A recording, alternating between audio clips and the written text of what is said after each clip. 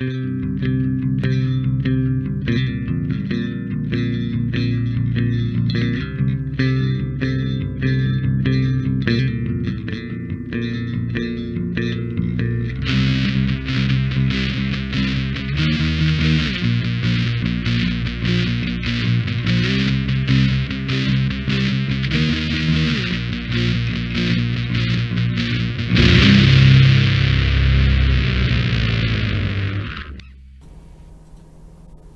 and welcome to another exciting episode of Wave the Brush with me, your host, Kris, aka Mini Wargaming Kris, aka The Name Butcher, aka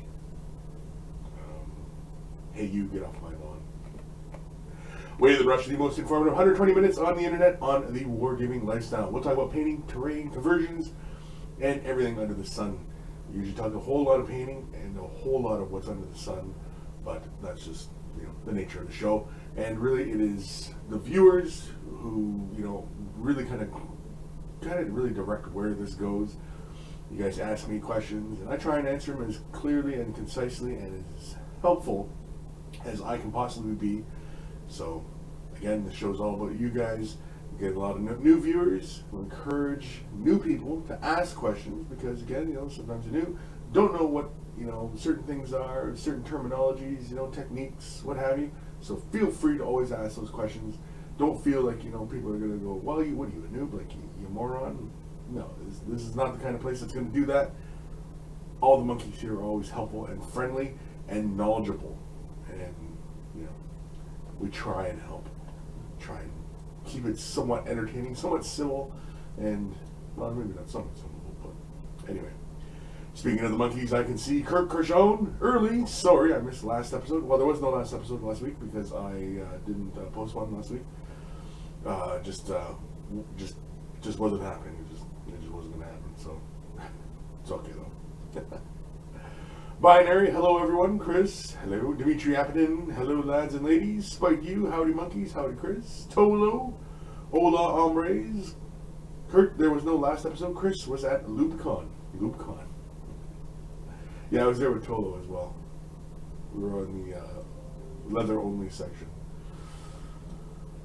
The parts where the backside's all, cut out and everything like that.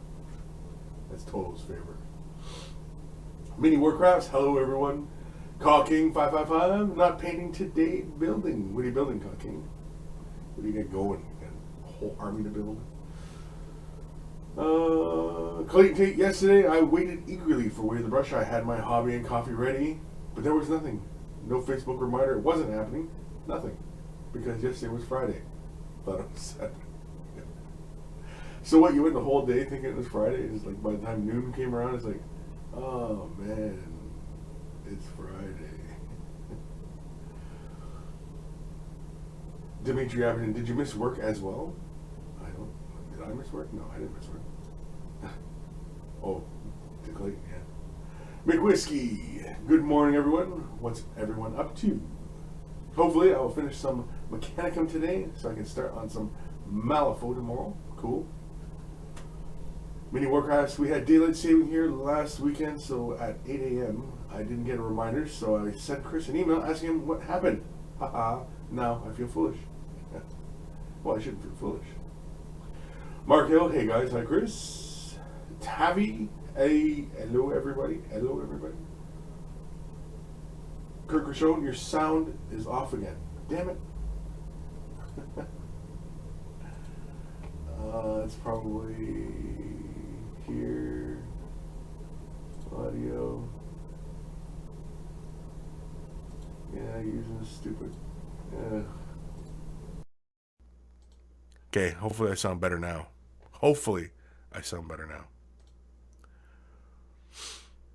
Your sound is off again. Yeah, I know it's wrong. I know it's the wrong input. I didn't check it because usually all I have to do is plug it in, and and Windows detects it. But when I started Windows today, this computer, because this computer I only use really for the show, and it just all the time updates, and it's just so annoying. Would you like to try Office? No, I don't want to try Office. Would you like to try this? No, I don't want to try this. Windows just piss off and just let me do what I want to do. But it doesn't want to. Clumsy Juggler, hello everyone. Spike you, I picked up Kill Team box last night, working the Marines, gave my wife the towel. Congo, Blood Bowl pre-orders out. I'm going to paint the humans as Navy and Orcs as Army. And Navy will always win. I'm most likely going to paint the humans as Pittsburgh. And I forgot that this is still on. That's my compressor for anybody who's wondering. Yeah, so, yeah, it's fixed now, I know. Spike you, oh my god, the quality. Dimitri Abbott, a bit of shown off. Came second in one of the categories in Rotten Harvest painting contest. I'll buy weird games. Cool. Very cool. What model did you paint? Send it in. Or is it one that we've seen before? Oliver Peterson. Hey, Kris. Hi, Oliver. Hydropanos. What is that? Hydropano. Anyway, Kris is the Bob Ross of mini painting. Sure, I guess. I like how that term gets used a lot. He's the Bob Ross of this. He's the Bob Ross of construction. He's the Bob Ross of painting. He's the Bob Ross of singing. He's the Bob Ross of, you know what I mean? It's like Bob Ross has become this gauge in, professional, whatever you're doing, I don't know. I don't know where it's going with any of that, but anyway. Clayton Tate, oh yeah. Thulsa Doom is back. What is the power of steel compared to the hand that wields it? That's such a good movie. The second one's kind of silly, but the original is so good. Oliver Peterson, how's it going? How's it going? It's going. It's going. It goes. It comes and goes, but it's still going. How's it going? How's it going? Yeah, it's going. It's going well, can't complain. I could, but, who'd listen? Dimitri Abbott, thank you. Yeah, no, Dimitri, like, if you won, like, for a model, I'd love to see what model it was that won. It'd be really cool. Unless, of course, like I said, it was one that you had already sent in, and I just need a reminder which one it was. Tolo, going to the GW store after the show to check out the Blood Bowl game live. Very cool. Yes. Congo, make the Orcs the Ravens. Yeah, then we should, eh? Make them either the Ravens. No, just make them the Ravens, because really that's the rivalry, right? Make them the Ravens. Spite you, yes, he is the Bob Ross of Lube. And, you leave one bottle of moisturizer on your desk and everybody thinks it's lube. Like, yes, it's still on my desk too, by the way. I hardly ever use it though. It's been really quite comfortable these days. Haven't been really, dry or lizardy like coffee. Cock King 555. Next November, Battlefleet Gothic is being re-released. Now, I have not heard anything about that. Are you just throwing that out there? Just to bait us? Because I have not heard anything like that. I'd go out of my mind if it was. Because, I can't wait for Blood Bowl. Because the Blood Bowl miniatures, I've been talking with Lee, like we were examining, because Lee's going to be redoing the pitches for our games. And he's going to be, making more 3D ones, right? Rather than just the card stock, one that comes in the box. And we've been looking, because the bases are 32 mil. Those orcs are the same size as those new orcs for Age of Sigmar, which means the humans, they're big, because if you look at them, their feet are crossing the entire distance of the base, which means that those guys are pretty darn big. They're like the Stormcast or Stormcaller. What are the friggin' Age of Sigmar guys called? Stormcallers? Stormcast Eternals? Yeah. Anyway, so they got to be that size, which means that GW is changing the scale. They're changing the scale. And I think that's their way of, basically trying to shut down all the other guys. Until they, rescale their models. No big whoop, right? But, there's a lot of companies out there that still produce Blood Bowl miniatures. And with this new game, the scale has changed. All those models, like my human models, they're going to look like halflings next to these new human models. Until I get my hands on the actual models themselves. But, yeah, I mean, like, because, like, if you look at Age of Sigmar, the humans are bigger. Like, the Stormcast Eternals in Age of Sigmar, for anybody who's not seen those models or did a side-by-side comparison, they're the same size as a Terminator. They're way bigger than a Space Marine, and which means that if they're going to be like the same kind of human-like scale, then they've changed the scale, and they're much, much bigger. They're truly a heroic kind of scale now, whatever that scale is. But yeah, and the Blood Bowl looks the same way. The scale looks like it's changed because those orcs are huge. On 32 mil bases, they're huge, and the humans look big too because again they're on 32 mil bases.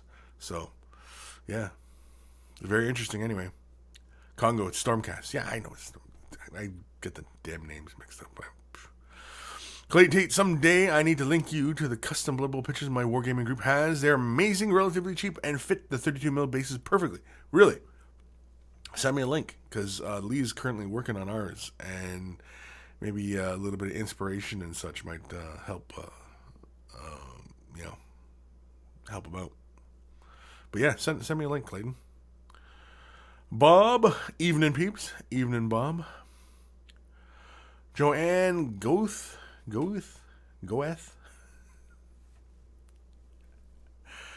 Johan, not Joanne, jeez. Johan, excuse me. Bigger scale is good for my fat fingers, and my fat fingers as well, I will say. Ghost to Starman Deluxe, hi. Was late since I'm out with friends and had to set up a cloud Wi-Fi. Very cool. Dimitri Abaddon, Skaven costs £20 for 12 players. That's cheaper than the alternative. Well, yeah, of course, because I mean, like, they're plastic too. They're all styrene plastic now, which is cool. I mean, I like styrene plastic because it makes it easy to cut, convert, things like that. And when you're dealing with a lot of pewter and stuff like that, and oftentimes the computer, sometimes it ends up with those little bubbles on the texture and stuff like that, and you just end up with these funny little anomalies on the pewter models, and sometimes they're miscast, the hand's not quite as big, and things like that. It's just just very, very annoying. Whereas if they're going through a mass production styrene plastic press kit, the kind of thing, I mean, the quality control, they check it, remelt it, and press it through again, kind of thing. Whereas with pewter, I mean, sometimes it seems a lot of times things slip through, especially when Games Workshop was still on the pewter. It seemed like a lot of anomalies went through. Dimitri Ampton, I guess they are finally trying to beat the competition with prices, and the time is right. Oh, and that time in the right way. Yeah, I think so. Of course, because I mean, like it's their game, right? And I mean, they can dictate whatever they want. They can change the rules, which doesn't look like they did, thankfully. And but yeah, I mean, changing the scale. I mean, like I like the idea of nice big models on the table. I like that. Again, makes it easier for the big fat hands to grab stuff. Despite you, I totally want to have a Skaven team for Blood Bowl. Oh shit, what is up at Bob? Call King 555 Dremel. Got to find my Dremel. Why you gotta find me a Dremel? I got my Dremel. My Dremel's right here. Oop, I left my drill bit on there. Bad, Kris. I never do that. Never leave my tool, like my bits in my Dremel. I should say never because I just did, right?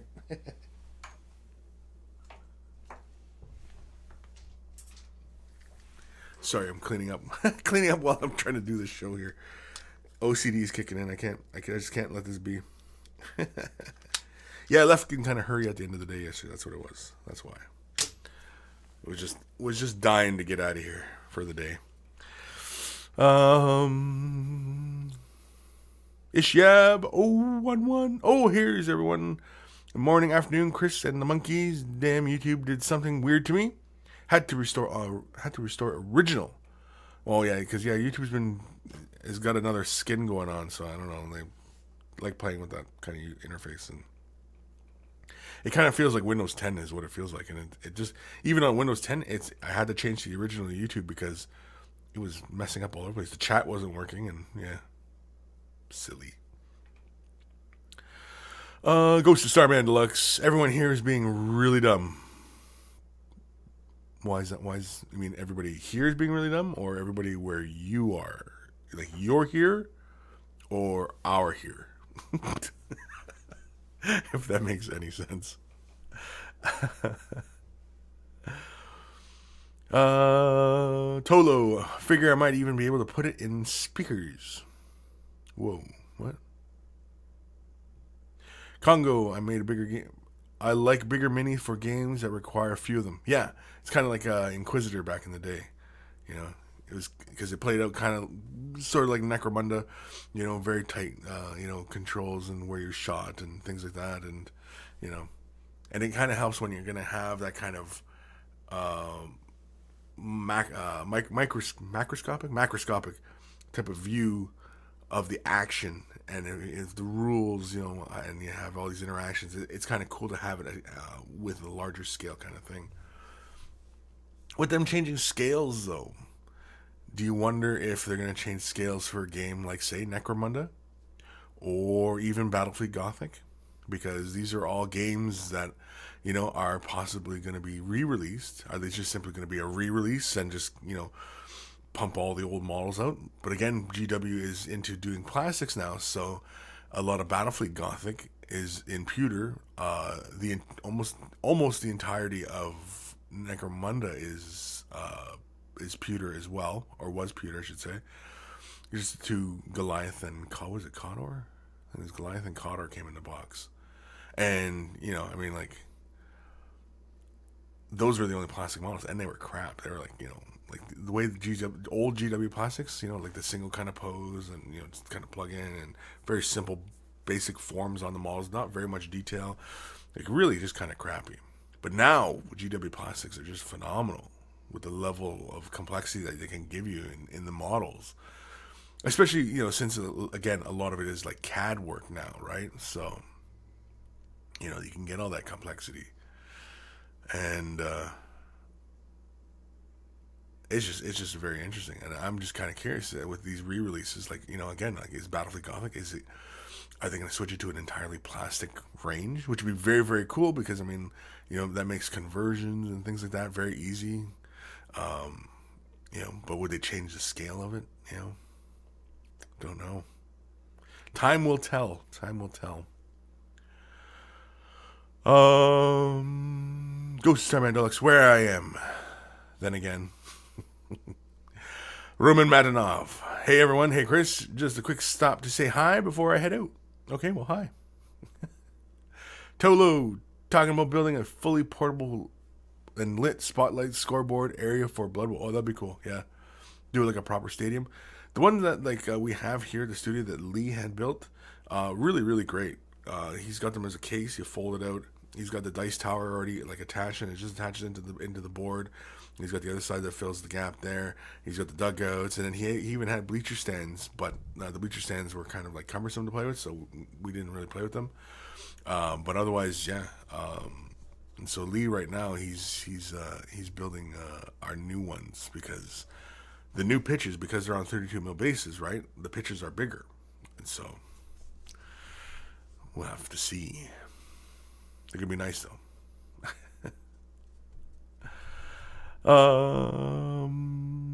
Congo. I'd imagine Necromunda, if re-released, would be a larger scale. I don't think Battlefield Gothic would get a scale change because they are ships using a large board. Big minis may hinder movement. Yeah, that's possible. I think, you know, like some of the other ships. I think I don't know. I like the idea of like the Emperor class battleship, like being like about this big in my hands, kind of thing.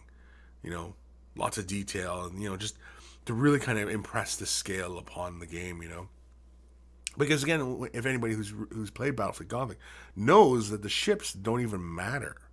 The ship doesn't even matter. It's like War Machine. The stem and the foot of the base are what matter. The stem is really what represents the space the ship occupies, and the foot is or the stand itself is the area of effect that will affect the ship, right? That's why torpedoes, they only have to explode nearby and, things like that, or they home in, whatever, right? But that's why battleships are always on the big bases, escorts and stuff like that are on smaller bases.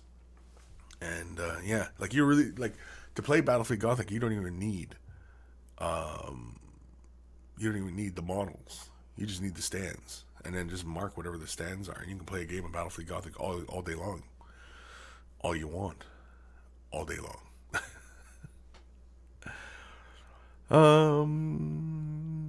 Mad Cow Crazy, 20 minutes late. Oh no.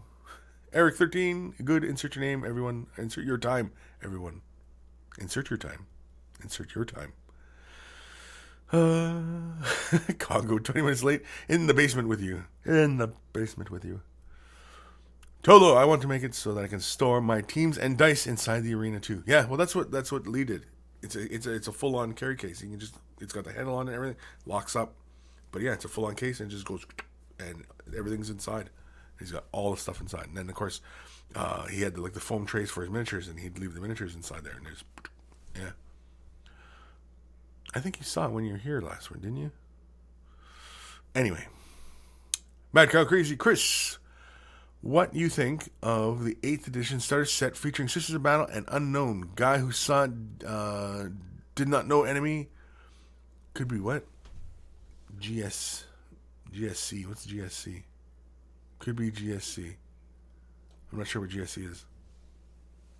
Oh, Gene Steel Cult. Anyway, I don't know. It sounds interesting. I mean, really what I'm more excited about. I mean, like Sisters Battles, yeah. I mean, I've never collected Sisters. I've never really felt the need to collect them. The models were all right, but I mean, the whole Space Nun kind of thing. I mean, it was just kind of meh, yeah, whatever. It didn't really get me kind of jazzed up to play them or collect them at all. But mind you, though, I always really liked the Celestian model. I thought she was really cool. But now, like with the plastics and where they might go with the models, they might change the look, a bit. Who knows? So I'm excited to see if that part pans out. And as far as what the enemy is, yeah, I mean, you can have them fight anybody. GC Cult really does make the most sense, I suppose, other than maybe just cultists, right?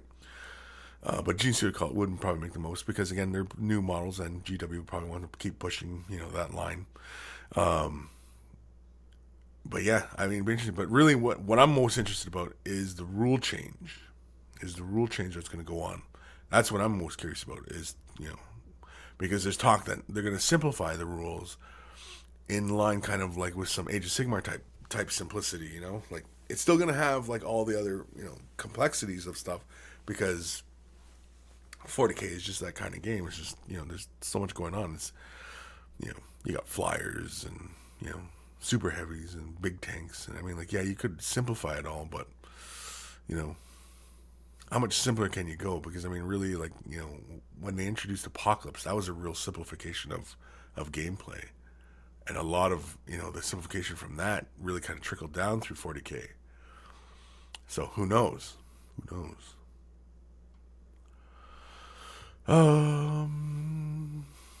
Where are we? Panos? What's everyone working on? I'm painting up a Metal Reaper Mini Ezrin model for Age of Sigmar and D&D. Cool. I don't know what that Ezrin model is. I don't know what that is. Spidew, actually, he said it was a new Xenos in January. Yeah, it could be. Who knows? It'll be Sisters Battle versus an enemy of the Imperium. Regardless, I think really the big thing is that it's Sisters of Battle. Apparently. So, who knows? Tavi, any chance we can get getting Lee to appear on Way of the Brush someday? Yeah, we could. Would be really cool to hear him talk about creating custom mini, etc. Yeah, that's one thing that, like, I thought would be really great, and would be really great for Vault members and for viewers and people who follow Mini Wargaming and follow us and subscribe to us, of course. Lee is really great at conversions and such, using materials and, putting things together and, doing conversions and just, you know, I think his talents there would be very valuable for anybody who wanted to convert something, and even very common things, creating weapons and head swaps and things like that. Just like the things that are somewhat common, even him showing you to do those kind of things would be very valuable, I think. And yeah, so I mean, right now we keep Lee in the basement in the dungeon, toiling away on models. But I mean, I know there's a lot of valuable information in his cranium that could be extracted and displayed and shared with others. So yeah, but yeah, Tavi, we can have him on Way of the Brush. He's usually wandering around on a Saturday. Actually, he's kind of busy this weekend though, because he's got to get those Blood Bowl pitches done. Blake D. I'm a newbie to airbrushing, and my first project is a Burning Prospero. Very cool. If you're a newbie to airbrushing, don't be afraid. Just be mindful of your air pressure, and don't when you're airbrushing, don't linger too long on an area. Just keep your brush moving on. Your best to get all your models assembled, and just kind of go through them all.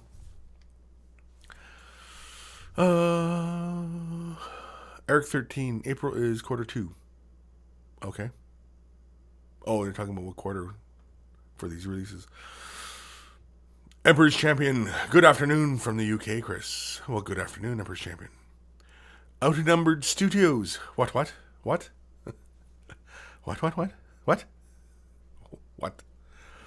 George Hopkins. Morning, everyone. Oh, there he is. Speaking of Lee. I just had a request here. I was just reading it just now. From Tavi. Any chance we can get Lee to appear on Way of the Brush someday? Would be really cool to hear him talk about creating custom minis, etc. So we'll have to have you on the show sometime to spill your brains on conversion. Conversion. The way I like to converge. Converge, yeah. Much can be gleaned from converging. Yeah, we talked about this, right? Yeah. I know. I don't know. Do you want to jump on today? I'm actually heading out right now. That's what I kind of thought. Well, I figured you were busy because you were doing the bases and stuff, or the terrain. the tables. Yeah. Okay. Well, whatever. Maybe next time. Carry on. As you were. Good day, sir. Good day. Later. Where are we? George Hopkins. Morning, everyone. Morning. Graham Collin. Hopefully, we'll get some new Arbites with the new Sisters of Battle. That'd be kind of cool. I think you're more likely to see Arbites with like Necromunda or something like that. Like really, because that's when they produced the Arbite models. It was when they had the whole Necromunda line going. Holy crap! I missed a whole bunch of comments here. I'm going too slow, I think.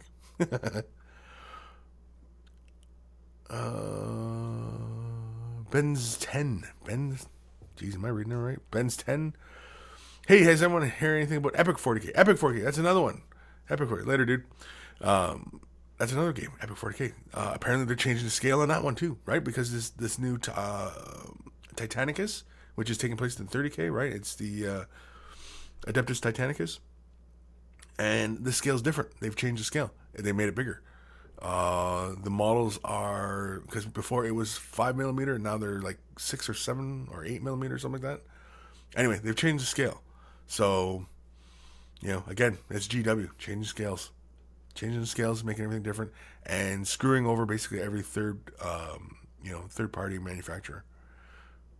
Or second party. Third party. I never know. But yeah, that's another interesting one. Epic 40K. I used to like my Adeptus Titanicus. Adeptus Titanicus? Oh, I can't even speak anymore. Where are we? In the comments. Don't know. Sorry, I'm just kind of trying to play catch up here with these with these comments. Oh, I saw one there. What was it? Clayton talking about Gorka. I also would love to see Lee on Way the Brush. His contributions to the Gorka Morka and Blood Bowl campaigns were really great. He doesn't take the hobby really seriously and knows how to have fun, it seems. No, he takes it very seriously. We all take it very seriously. We have to take it seriously. It's our business. It's our job. We have to take this seriously. No, but yeah, he's a good player. And yeah, like I mentioned before, like his ability to create things and convert and converge, again, I think like you guys would learn so much for people who are new or even intermediate and or never really converted a lot of stuff. Just didn't really feel it necessary. Yeah, I'm sure a lot can be learned. Despite you should give away Lee for a Christmas episode. Kind of like those bachelor auctions.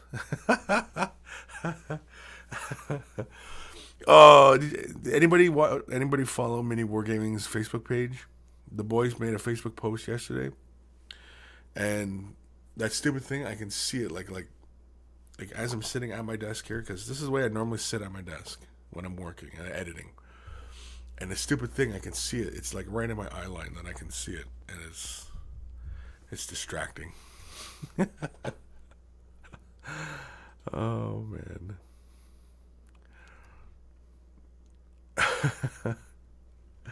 Yeah, coffee. Oh my god, I need some coffee. Congo. Reason I try not to go to third party most of the time, scale changes. Yeah. But sometimes, like Games Workshop, if they're not going to produce something, like for a long time, there's a lot of bits that they had in their codexes, like for example, like Tyranids, right? They had these options in the book that were really great, like but the bone swords, right? Bone swords. They had it in their book. There was no bits being made to make friggin' bone swords, and so it's up to third-party manufacturers to make, to fill that gap. And really, I mean, I don't see why Games Workshop can't work with third-party manufacturers to fill these little gaps, right? These little niche little spots, to give it to a third-party manufacturer. I mean, they work with video game companies, right? I mean, Games Workshop's so protective of its IP, yet they're allowing game companies and stuff like that, and to write about stories, about change the backgrounds and introduce characters and things like that. And Games Workshop allows that, so why can't they allow a third-party manufacturer to create a part or create accessories for a certain kit, or like why do they have to be so adversarial about all these things that that just, I mean, like it just kind of just turns people off from it, right? I mean, it's unfriendly, and it should be more friendly. It should be more love for the hobby itself, Anyway, before I go off on a rant,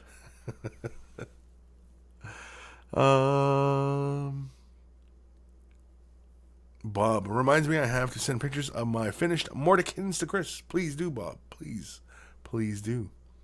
Dr. Xantos, damn, I'm sore and tired in all places. Been working out, dude? Have you been working out? You've been hitting the iron, as it were? Spite you, ask Kris to borrow some lube next time. It's true, though. Make sure you're well lubed up. Mad Cow Crazy GW gives out their IP to any Dodo game developer who create really bad games, yet when it comes to minis, they're really Nazi about it. Yeah, exactly. I think the word you're looking for is draconian. It just doesn't make any sense. Like why they can't work with third-party manufacturers to produce bits and add-ons for their vehicles. Especially when the codexes left gaps, for these add-ons and things like that. And I mean, like if they're not going to take the time to produce these little add-ons, because maybe it's not cost efficient for them to do it, right? But the game developers, they said, well, this part would be really, really cool. You know, and yeah, like, I guess they leave it to something like Forge World maybe, but even Forge World, seems to be, too busy to do anything other than 30K these days, So, I don't know. Just a gripe, I guess.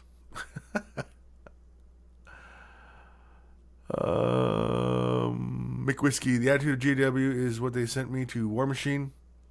They just seem to have more fun with the stuff they make. Yeah, exactly. You know what I mean? Like, well, but then again, I mean, like, Privateer Press is a much smaller company, though. GW is a corporation, and Privateer Press is, like, no disrespect, it's kind of mom and pop still, really. They're not on the stock market. They're not a traded company. They don't have shareholders or anything like that. Thankfully, really, because I think shareholders opening the company up to the public, I think, is what ruined Games Workshop for a long time, and it allowed all these other smaller companies to rise up because they were really missing the mark for a lot of years.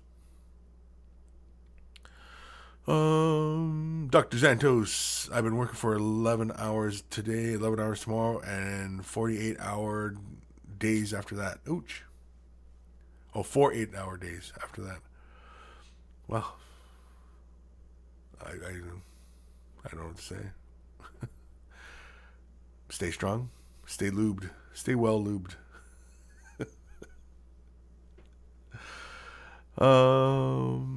Ghost of Starman Deluxe. By the way, I'll be sending an email of my first painted Gene Stealer cultist soon. Very cool. Thank you. That'd be awesome. Again, I always encourage everybody to send pictures of what you're working on, even work in progress, because maybe you're stuck at somewhere, or maybe you're not. Maybe the highlights on a cloak are not just working out how you want them to work out. Maybe you need a little bit of help.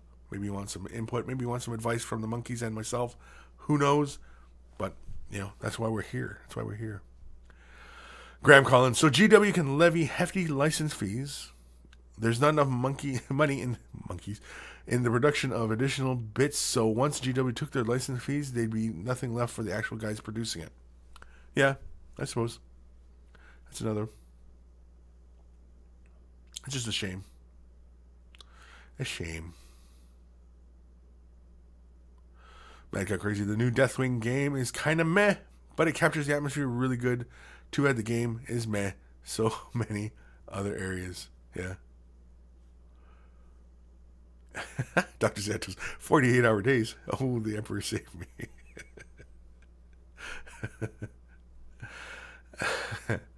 I know, 48-hour days. Oof, how do you fit that many hours into a day?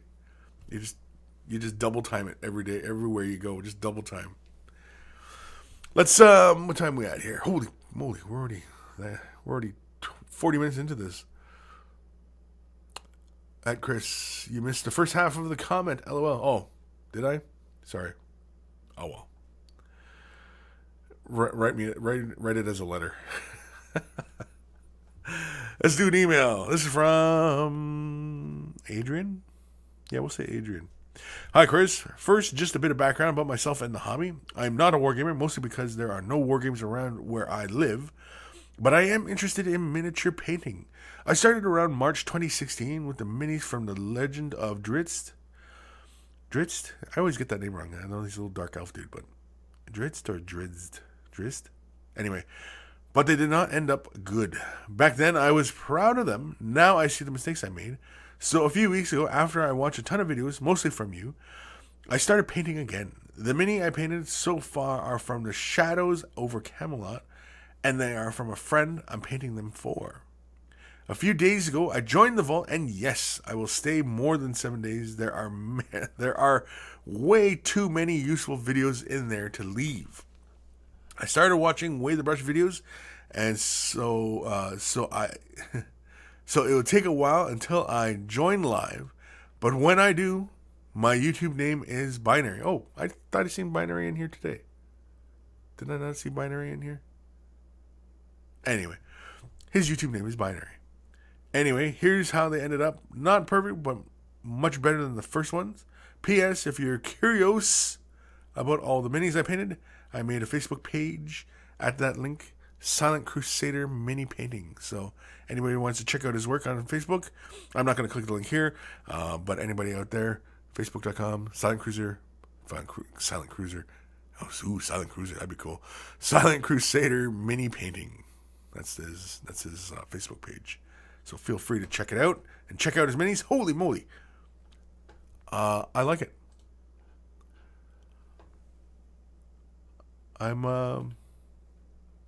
Yeah, I like this. I like the highlights. You know, like you got. It looks like you went 2 or 3 highlights. I like the flesh here. The eyes look almost like they're glowing. I don't know if that's the effect you were going, but the whole thing kind of has this kind of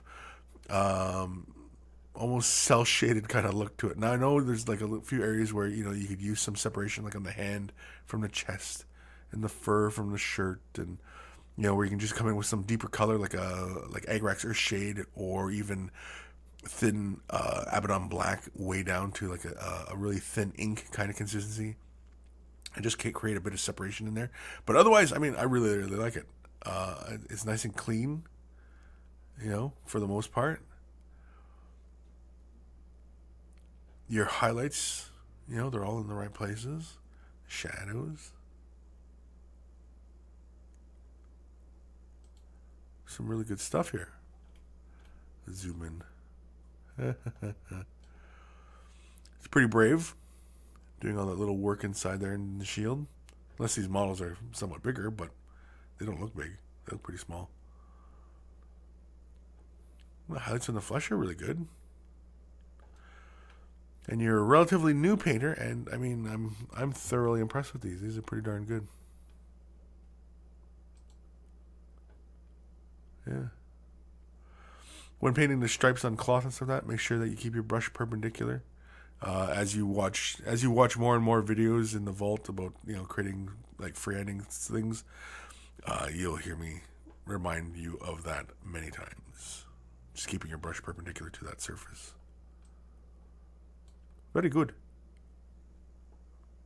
The faces, something about the faces I like is they have this very soft quality to them, and the eyes, like it feels almost like anime, or it feels like cell shading, or something along those lines. Just the very broad, soft color. I like it. Oh, is that it? Oh, that's it. I thought there was something else. But anyway, Binary, thank you for sending those in. And again, feel free to send more of your work in if you want. Very, very cool. I like it. I like the style. I like the style. And I mean, as you progress, your style will probably change, and you'll go, oh my god, that's how I used to do eyes. I can do eyes so much better now. Like that. And doing the flesh, and capturing all those details, and painting the lines in the uniforms and things like that. You'll find your change. But what I definitely would recommend is that you do not repaint those models. Don't repaint them. If you have to have those models, go buy another set and paint those ones in your improved abilities, because I wish I had kept my original models that I painted, so that I could show people that when I first started painting, man, it was crap. It was crap. I painted like crap. It was garbage. Embarrassing. I really should just killed myself at that point, because it was just garbage. No, that's a little drastic, but yeah, I really wish I'd have kept my models, and again, as I wish there was a clear kind of path at which things change. I mean, really, since I started working for mini wargaming, where I've become more conscious of my technique and what I'm doing, and what I'm kind of showcasing to people, really has elevated my my conscious ability of what I'm doing, versus like what I used to do for years. I mean, for a while there, you kind of hit like this plateau, and you're just kind of happy with your paint jobs, and then again, you start to get to another point where you kind of you break past that plateau, and you reach a new one, and then you're kind of happy with where you're at, and then it's like, that's kind of, I'd like to, go into this next technique and this next technique and this next technique, and you go on like that. And so, yeah. But thank you, Binary, for sending those in. Very cool. And feel free to send me more because, I dug it. I like it. And, being a new painter, I mean, where your painting was at as far as being a new painter, you're well on your way to being a really great painter a couple years down the line, so keep it up. Lord Krabby, anyone take a 100 Marine challenge? Guess what Lord Krabby is doing? Doing 100 Marines? Are you doing 100 Marines?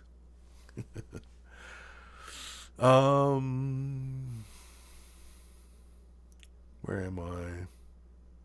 Mad Cow Crazy, new box game called Lords of Light and Champions of Change. Looks like a Stormcast Eternal versus Zinch. Interesting. Dr. Zanto's not much of a leak. I need pictures of minis or Spider-Man. Or Spoderman. Spoderman. Oh, do I want to... Go ahead, Google Spoderman. No, it's not. It's more of a YouTube thing. Spoderman. After listening to Spoderman for a while, you'll feel your IQ dropping. Because I know my kids made me listen to Spoderman. And, I'm for the worse for it.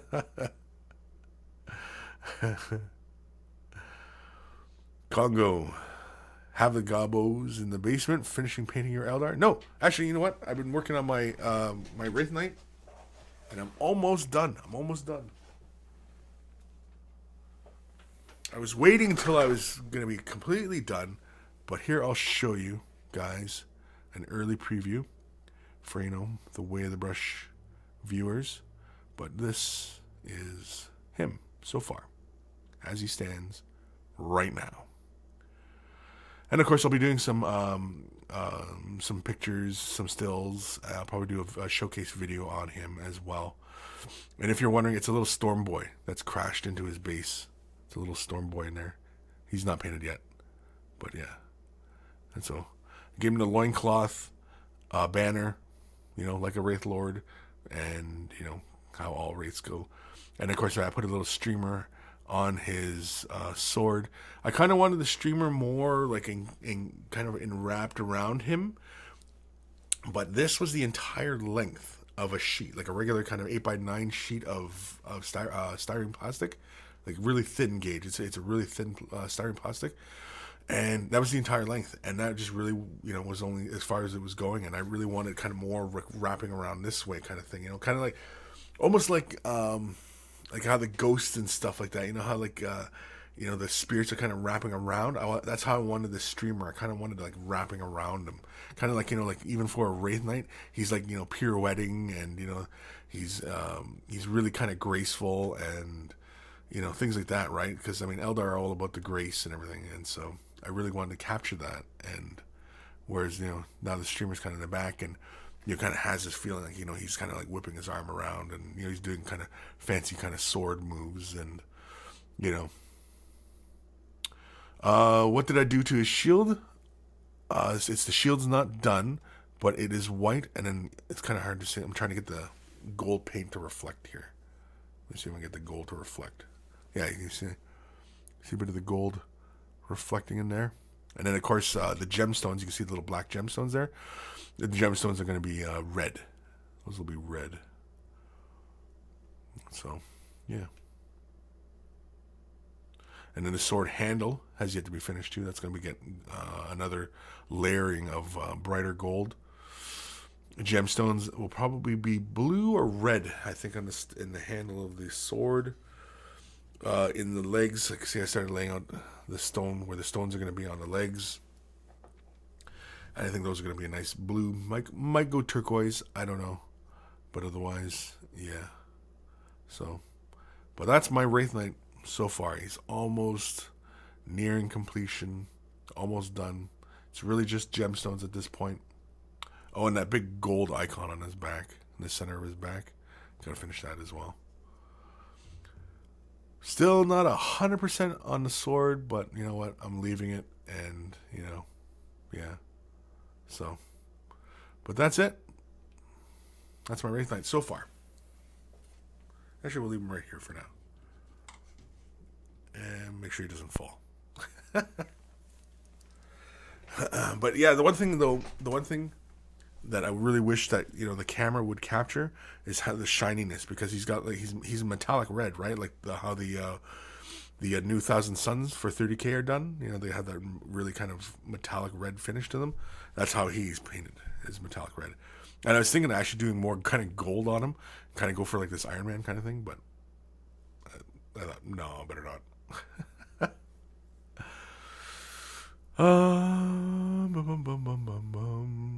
Where are we?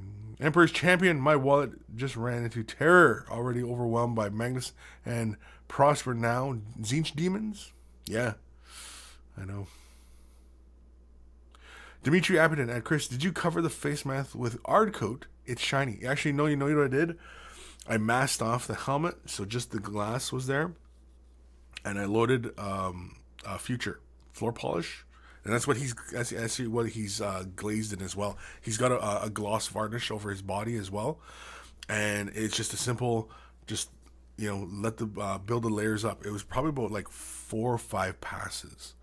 Very gently, just like once, twice, 3 times, 4 times, and then just slowly build the gloss up until it was just, because I managed to build it up to almost like a glass finish, where it's like really, really smooth. For anybody who's looking at the helmet, see that's really kind of glassy looking. You see the reflection of the light off that.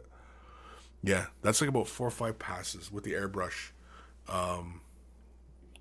and Future floor shine or floor polish. So yeah, Lazy Monkey, gotta love Future floor shine. Yeah, I mean I use that, man. I use that shit on everything. And it just works really, really great. It's great for gloss varnish. It's great just for a varnish, and then you can matte it afterwards. But otherwise, it's just really great, you know. And I mean, for my Eldar, all my Eldar stuff is covered in it to protect it and to give it that nice shine. And yeah, Dimitri, cheers. Reminds me of Aliens somehow. Yeah, it had the big dome and just shiny, and you can see like the face. That'd be really, really cool to do, like for something scary like that. But yeah, not so much.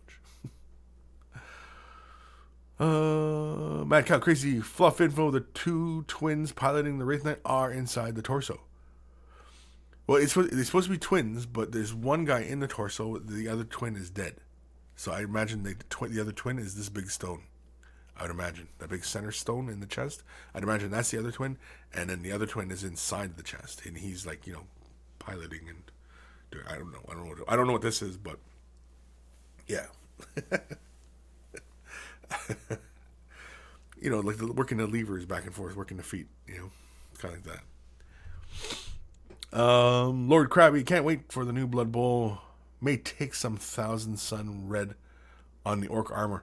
That would look really cool. Yeah, that would look very cool. Razzle dazzle them up a bit. Why not, right? Because they're orc star players, right? Make them red. The nice shiny armor, and then just kind of edge chip the red. I think that would look really, really cool. It look really, really sharp. That look really sharp. Do it. Send pictures. Do it. Coffee time, coffee time. I need a little bit of coffee time. Okay, let's do another email, because we can. This is from Broken. Yeah, let's say Broken. Dear Kris, my fine feathered friend. My fine feathered friend. I got feathers? Really? Anyway.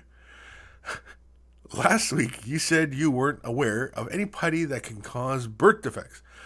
Here is the back of a tube of Squadron White putty. There's also a green version. It's the most popular putty used by military modelers. Probably best not to put it on your sandwich. I also included a picture of my work in progress petite guy kit I'm working on. It's a simple Gundam model kit, and I want to make it look like it's been through hell and slapped on whatever parts you could find. The leg is plastic guard and hip joint is stolen from a capsule toy. The ear insert is an old earbud headphones. It's mostly a project to get comfortable with the guitar wire, but I like the way it's going and thought I would share. Please use lots of lube when you handle me gently. Oh, geez Louise. I know you're a big guy and get a bit overexcited when bears are involved.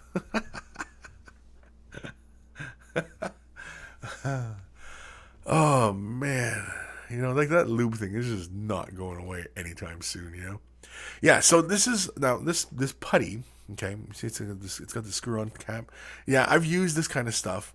It comes out like kind of green, and the kind of putty we were talking about, though, like, I believe we were talking about in the last episode, or that episode we were talking about the putty, I was referring more like, you know, like putties, like, you know, like silly putty and things like that. But like, yeah, I know, like epoxy putty, like, you know, green stuff, like, you know, that I know that's dangerous.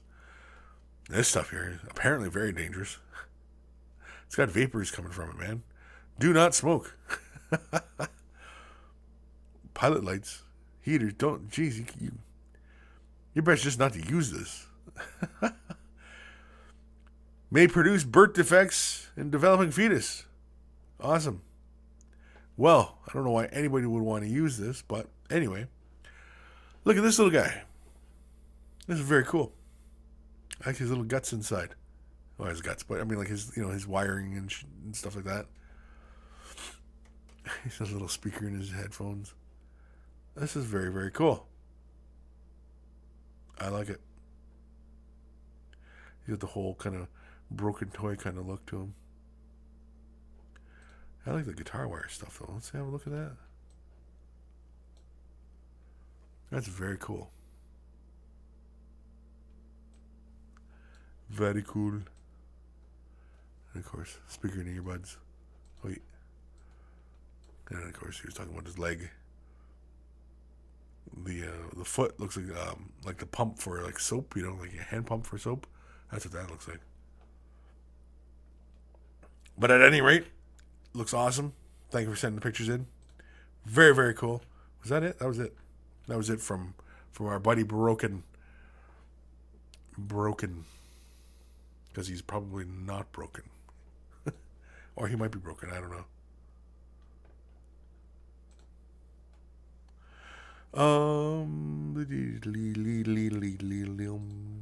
Where am I?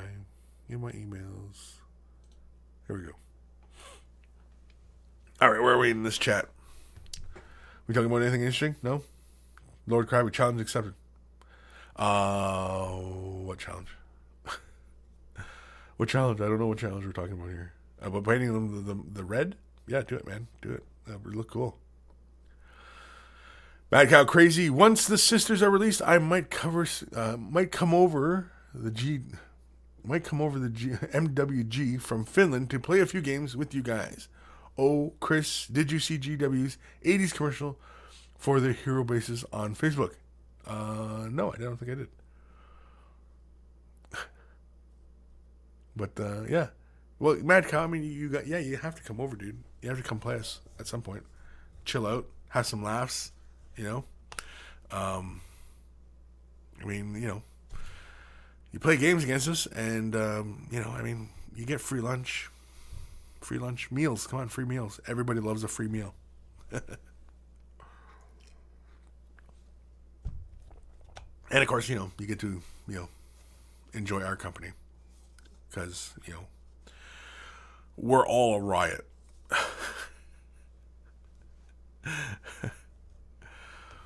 I don't know about that, but anyway. Mini Warcrafts. Anyone update to the new Battlescribe? Any new updates to Battlescribe? People still use Battlescribe? I didn't mind Battlescribe. It was alright. I found it a little bit buggy at times, but that was early on. That was years ago, though, when it first kind of came out. But yeah, I don't know. Mini Warcraft wants to know, are there any new updates? Dr. Santos, I would love to come over if I get my Dreadnought army done. Well, get your Dreadnought army done. Get it done. Get over here. Come play. Come hang out. Laugh. Have some laughs. Because, you know, last couple of months we've had a few cats come over from Europe. I think they were just from the UK, but Or did we have? No, because we had George. He's from France. Then we had Ben. Ben's from England. God, I want to say there was somebody else. Maybe not. I don't know. Can't keep track of all these guys. Mad Cow Crazy. The problem is coming over there and the cost of staying somewhere. Perhaps I could buy a small tent and sleep on the mini wargaming lawn. Not much of a lawn, and I don't know if you'd really want to sleep on it at all anyway, because there's a lot of traffic. But otherwise, the cost of staying over there, or staying here, I mean, they have hostels over here, and I mean, you never know. You might be able to work something out with somebody. Get to be friends with somebody. Maybe there's another monkey who's possibly put you up for combinations. Maybe. I don't know. Just hopefully you don't end up as, getting skinned alive and worn as a shirt or anything like that. But no, he's definitely not coming over. I'm not coming over. I don't want to end up with somebody's lampshade. Anyway. Tolo, I've never gotten a free meal. Kris did try to touch me in the buttless chaps, though.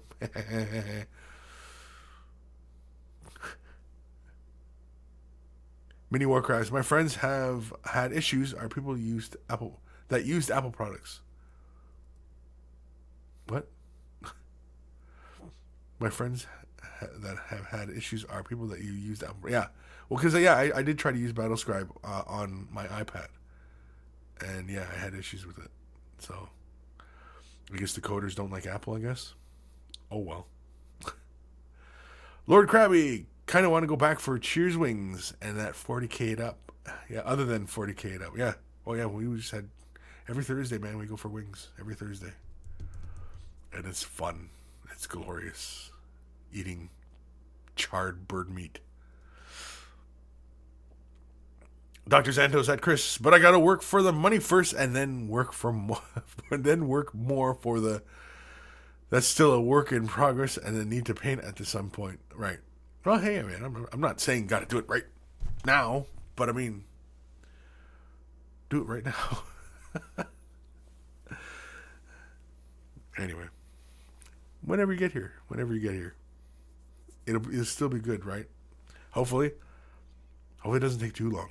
Because you never know. You just never know. Mad Cow Crazy. I've waited 12 years for Plastic Sister Battle. Gone to Games Day UK 2 years in a row. Only they asked the developers for Sisters info on my YouTube. And then GW releases some confirmation found in their garbage bin. Yeah, well, I mean, that's a joke.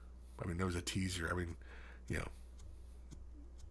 but now, everybody's, sisters coming. So, I guess. Despite you, I would love to go to Mini Wargaming, but I'm saving my money up to Adepticon next year. Yeah, Adepticon's a lot of fun, too. I went last year, enjoyed it. I thoroughly enjoyed myself. Of course, coming to Mini Wargaming, every day is a joy to come in to work every day. And to work with all my teammates as well, the whole crew is just a joy to work with. And so, yeah. Of course, I'm being completely sarcastic. No, I'm not.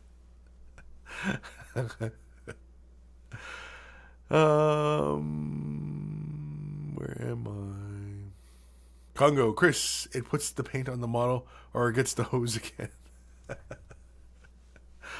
It puts the paint on the model or gets the hose again.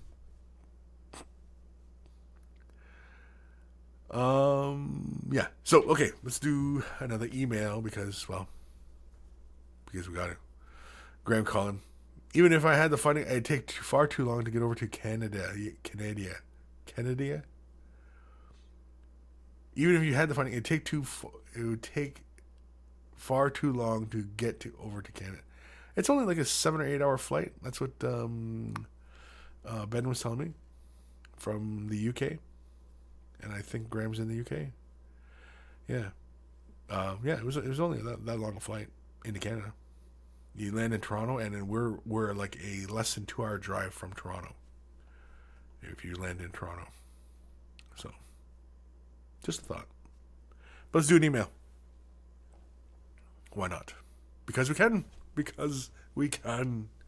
Clayton Tate. It puts the paint on the model, or it gets the lube again. You know what? I kind of like that title. Hold on, folks. I'm going to use that title. I kind of like that one. Unless, of course, somebody comes up with something funnier. Like this is a show for comic writers or something.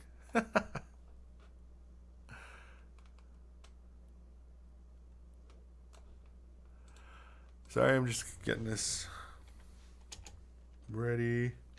Boom. Bang. Oh, excuse me. Boom. Burp there. That was a burp. In case anybody was wondering what that sound was. No, there's no live bear in here or anything.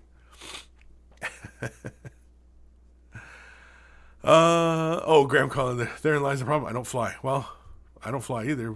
I don't have wings. Anyway, email. This is from Hagen. It's pronounced like Haagen-Dazs. Well, that's how we pronounce it over here. It's Haagen-Dazs. And so Hagen. Okay, so that's what he's saying. It's pronounced like. That's all I'm saying. Hello, Kris and the Monkeys. Thanks for the nice comments to my last email. Since you got so distracted by my orcs that you couldn't concentrate on the terrain in the background, here are some work in progress pictures from the very beginning till now. It's meant to be an old cathedral of the Dark Angel recruitment world that, after recording all the battles and deeds, become more of an archive library. So far, I'm only planning the ground level for kill team missions. There are only a few models in the pictures to make it easy for you. Cheers, Hagen. And yes, pronounced like Haagen-Dazs. Anyway, so yeah, you remember from a few episodes ago, I was really distracted by his work because he was using these walls from like Pegasus Hobbies. I'm pretty sure these are the Pegasus Hobby ones. And he's throwing these green stuff bits into them and like just adding all sorts of detail. And like, this is great. This is awesome. He makes just a press mold and then just press molds the green stuff. Pretty clever. Look at that. And, you know, you get such a uniform look from it. And, you know, like, man. It just looks really kick-ass. I really like it. It adds so much character to these pieces. And the thing is like, these wall sections, they look really, really great. But with these embellishments, they look more 40K. Which, you know, is obviously what he wants to do, right? And, you know, like, they don't cost that much for these kits. And so, like, they got really good value. And if you're going to do this kind of work on them, like, you're just upping that value and just, you know, you're doing something really fantastic. Like, look, that just looks great. That's, you know, it's just awesome.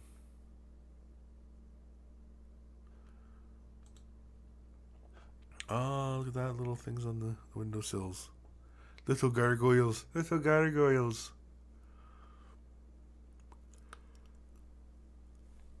So cool, man. Oh, look at that. Okay, we gotta zoom in on this a bit. Now, what is this detail from?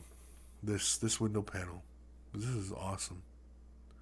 It looks like it's from like the banner, like a Blood Angel banner, and then something else, and you just combined it all. Or is it all pressed from one thing? Either way, very cool. Awesome. What's this bottom one? Oh, it's like a little Dark Angel guy spearing something, spearing a monster, I suppose.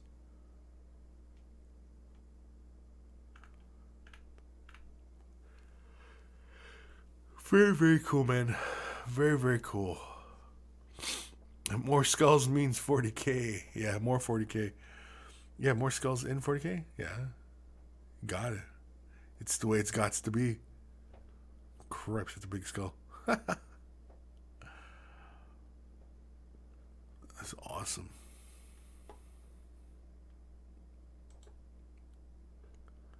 Here's some sort of doodad. Some sort of generator or something, maybe? I don't know. Oh, man. Very, very cool, man. Oh, geez, he even copied it. Wow.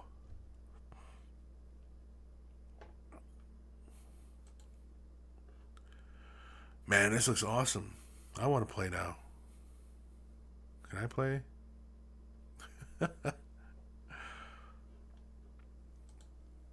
Oh, the library, the little books and everything. Man, this looks awesome. I want to see this painted. You know what you got to do next? You got to throw some LED lights in here for like the little braziers and stuff like that. A little flickering, like the flames and stuff. That's what you got to throw in there next. And some Space Marines. Okay, where's the door from? Or is it just the door and you just threw the green stuff on it? Oh, it looks like it's just the door and you threw the green stuff on it. Damn, that's cool. That's very, very cool. I want to see this thing painted up now. I'm curious. Like, wow. Like, there's so much detail in here. Like, this is like, how long have you been working on this? Like, this is a lot of work. I got that desk. I still have most of the parts for this. Very, very cool. Yeah, little lights, like little torches and stuff like that, or even just like regular kind of lights, kind of thing. I think would just up the cool factor a bit. I think. That's what I think anyway. Awesome, Hagen, for sending that in. Really awesome stuff. Thank you. I'm thoroughly impressed. I want to see that thing painted. I'd love to see that thing lit up. But yeah, so anyway. Hyperbonos. Ponos? Hydro Bonos. Ponos. Oh. Arduino project right there, yeah. LEDs, yeah. LEDs would be awesome. Yeah, they're from HeroQuest. Yeah, Mini Warcraft. They're from HeroQuest. Some of the things. Blake D. Yo, Kris, just sending a couple pics of my work in progress. Prospero 1,000 Suns. Cool. I don't know if we'll get to it today. I mean, if we really kind of press through the emails today, because how much time we got here? We got 45 minutes about. We might be able to get to it. We might get all the emails done there. There's quite a few emails to go through, but we might get them all done. Who knows? Congo, the miniature market has like 20 Dust Tactics Ludwig Walkers. Don't know why you're having trouble finding Dust models. I'm not having trouble. Somebody else must be having trouble. I would assume. Coffee.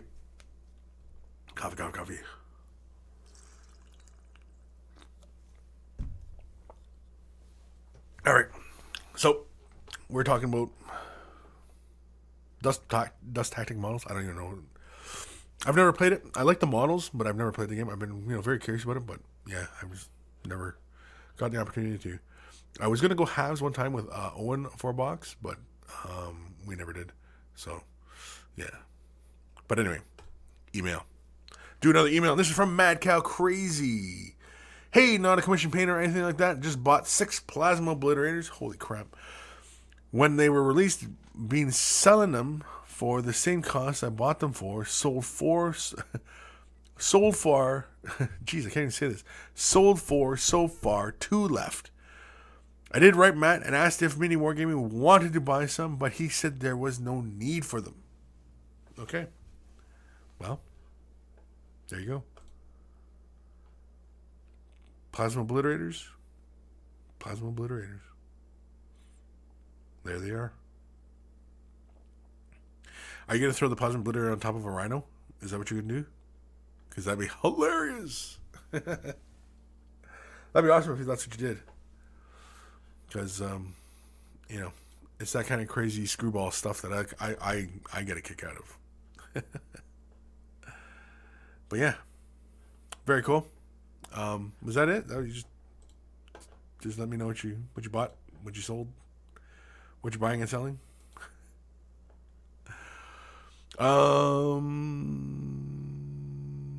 Data War Gaming. There's the Data War Gaming. Hey Kris, any ideas on how to pose a World Eater's Contemptor Dreadnought with the left arm Contemptor close-up combat arm and right arm multi-mod converted to fit the Forgeable Contemptor Dreadnought? Okay, wait, whoa, what?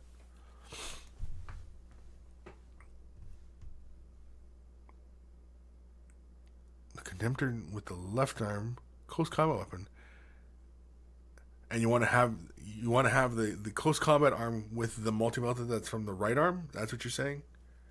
You want to be able to convert it so that he's got both.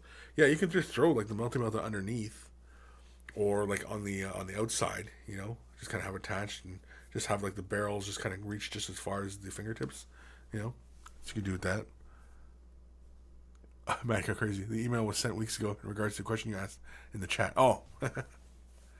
Well, I can't remember everything, man. Jeez.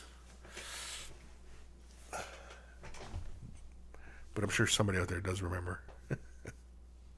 But yeah, as far as how to pose it, I don't know. See, like the thing is like the Space Marine models, there's not a lot of posability in them without them looking funny. And by funny, I mean like bringing the power fists up, like over his head, right? It looks weird on the model. You know, it doesn't look quite right. And like you can't, like, do you really imagine like dreadnoughts like bringing their arms down like gorilla like fighting, like, you know? I don't know. Or are they kind of like spinning through the middle and they're kind of like punching things? Because like they look like they rotate through the center pretty good, but you know, or at least like the regular dreadnoughts. I don't know about the Contemptors. The Contemptor is kind of solid through the middle. But anyway, yeah, it is kind of. Okay, what is it saying? It's from the Betrayal of Kelth box set. No, the multi-melta is the right arm. Right, and so you want to use the close combat arm, the right close combat arm, and you want to use the right close combat multi-melta, right? Is that what you're saying? I think that's what he's saying, or that's not what he's saying. I don't know.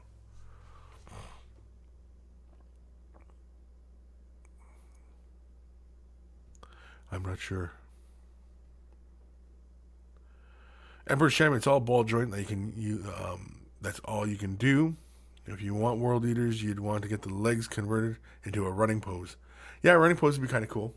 Give it some kind of, you know, dynamic movement. Kind of have like, you know, the clawed hand kind of like it's reaching forward or something like that, you know. But yeah, it is kind of tough. I mean, there's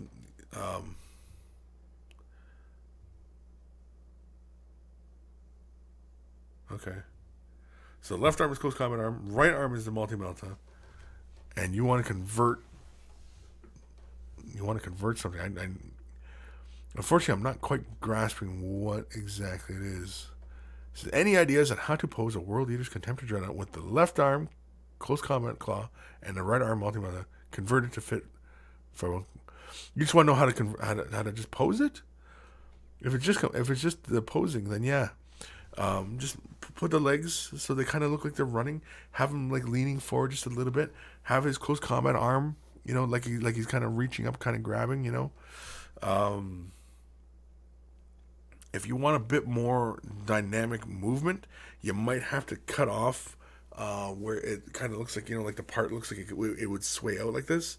You might have to cut it there very carefully, and then, you know, use it so like it's kind of coming across, or, you know, kind of giving a bit more straight angle. But otherwise, yeah, I mean, like, it's a dreadnought. It's a big, clunky, robot looking thing. There's not, like I said before, like putting the arms above his head, it just looks kind of weird. You know what I mean? Because the shoulder rotates all the way around, right? Rather than if the shoulder would have stayed still, and the arm just kind of comes up. You know what I mean? Then it would look kind of different. But yeah.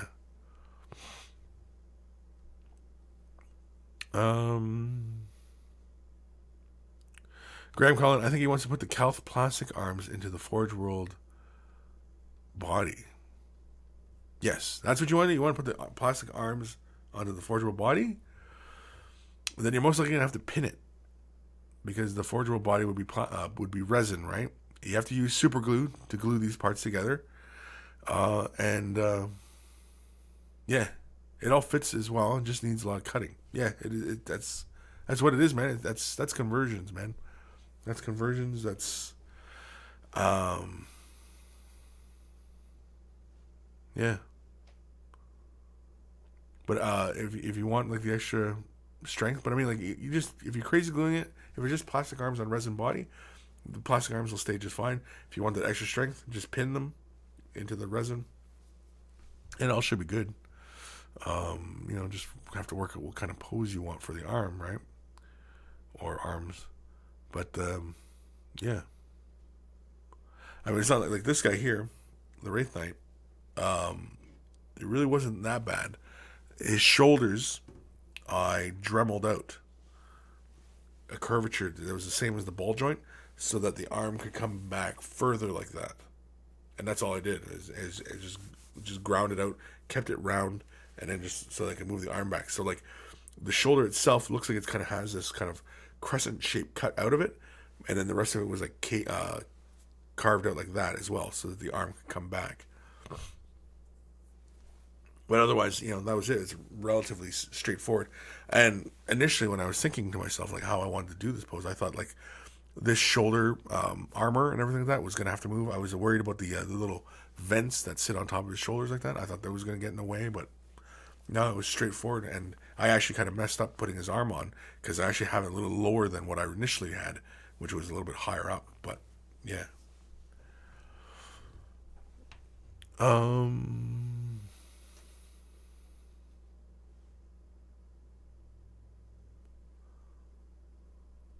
Yeah. Bob, don't you go cutting around my parts? Lube or no? Emperor's Champion, are the shoulders posable? I don't think so. I think that all those contemporary dreadnoughts are all just like one fixed shoulder and arm thing, aren't they? It would be nice if they made them separate, so that you can really kind of pose them up. But again, Imperial stuff is not really that imposable. It's because it's so blocky and everything. Like even like the older dreadnoughts, right? Those are things that are just so blocky looking. Like you can't pose them. You can't give them any kind. It's hard to convey any kind of dynamic movement out of them, Whereas like this guy here, I mean, like he comes ready to be posed in all sorts of crazy ways,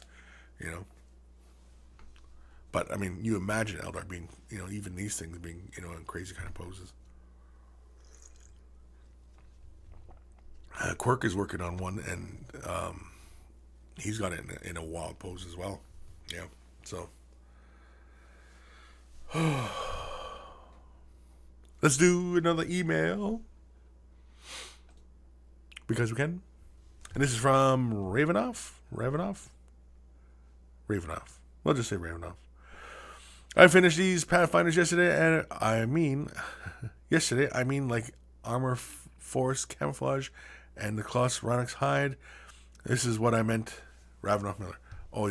This is probably an answer. This is probably his response to one of my questions about something. I like it. And so he wanted to do camouflage. I think this is when we were talking about camouflage on Tau, right? Yeah, I think just doing it on the armor. Of course, what would probably look cool too is if you did like the camouflage, like say you had like the stripes, say you had just black and like, light green stripes, or even like a mid-tone green and a light green, just kept the helmet green, and then for like the cloth parts of the uniform, you did them in the browns, right? Because it's Rhinox hide, and you did it in brown, so you didn't say in like crap, I can't think of any. Say like XV88 and Baneblade brown or something like that, and you had like the little stripes as well. You mimic the same kind of direction, but like the uniform itself is a different striping pattern, and the helmet's a different color striping pattern, and that kind of thing.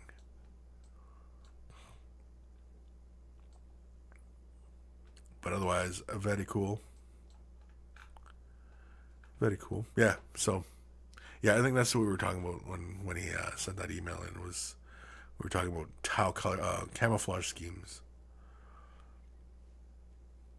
I do believe. Comments? Blake D.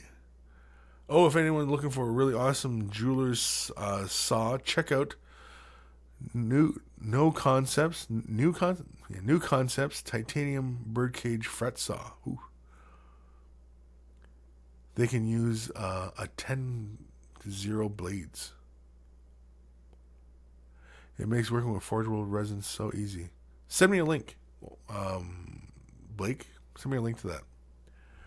Because the other place where I find a lot of good, like, small tools and stuff like that is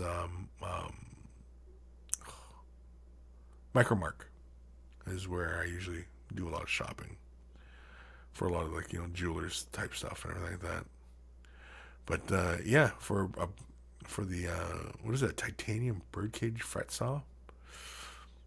Yeah, send me a link if they have an online catalog. It is, but yeah.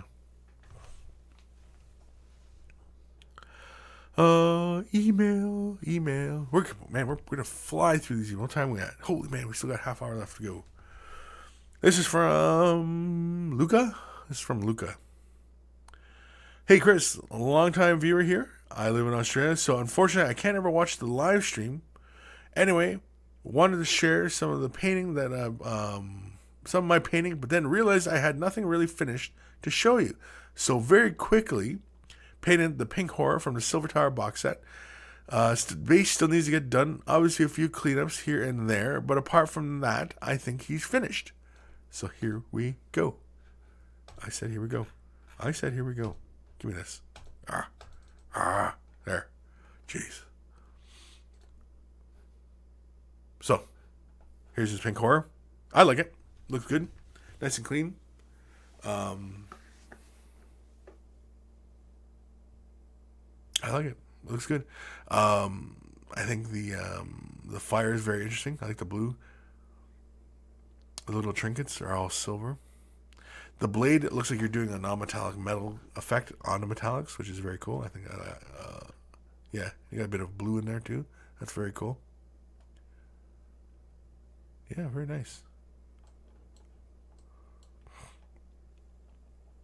I had recently shown on Mini Wargaming painting this guy, and so there'll be a few more videos in the vault soon enough on how I treat a lot of these little areas and stuff.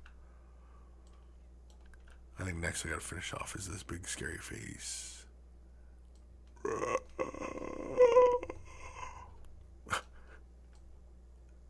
Scary.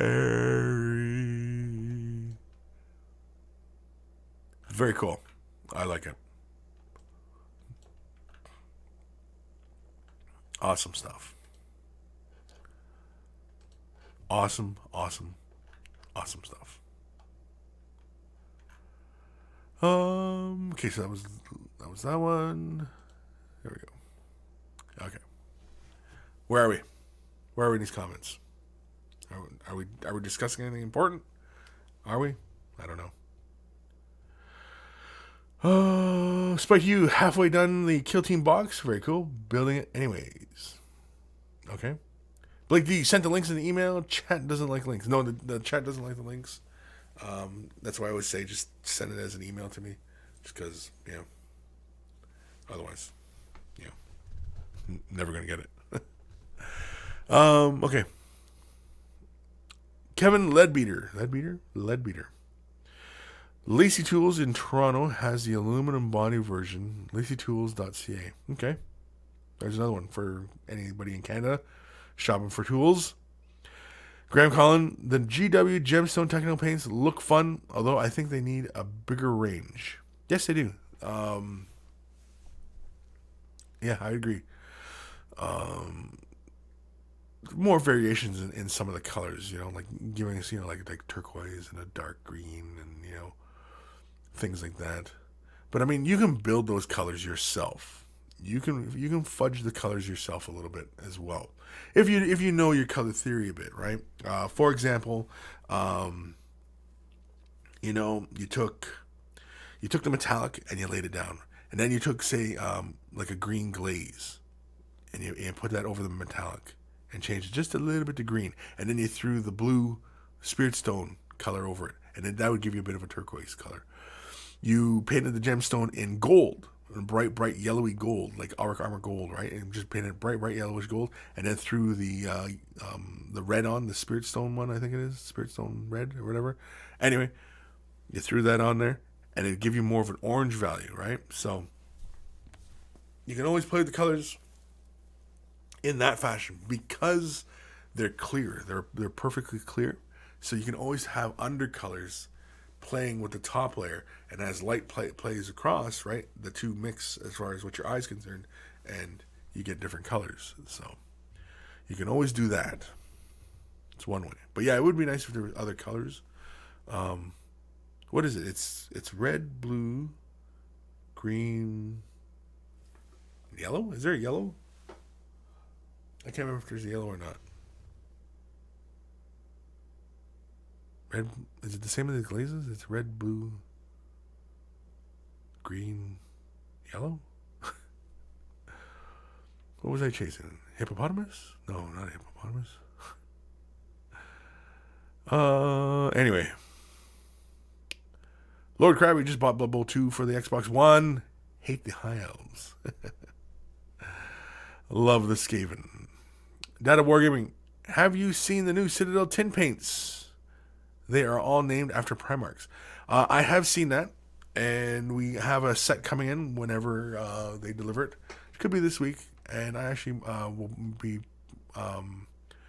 playing with it, and then obviously I'll be doing a couple of videos. I'll probably end up doing maybe 2, maybe 3 videos. Just kind of like a review, and really, is this something for everybody? They already advertise that it's not for everybody, right? It's really for the people who are really wanting to push their colors a little further and, change values and, things like that, right? So, excuse me. So that is something to bear in mind as well, that it might not be for everybody, and especially if you're relatively new to this hobby. So initially I thought they were pigments, but it keeps sounding more and more like they're like a liquid. I don't know. I'm not going to know until I get this stuff in my hands. And of course, they come in tiny little pots too, and it's a price you set. It's not cheap. This set is not cheap either. So we'll see. But yeah, I have a set coming in, so it should be hopefully in this week. Yeah, because we ordered it early last week, and so yeah, it should be in this week. And so, yeah, I'll probably, if I was to get it on Monday, then you might see a video on it, say Thursday or Friday. Just to kind of give you guys an idea. I'm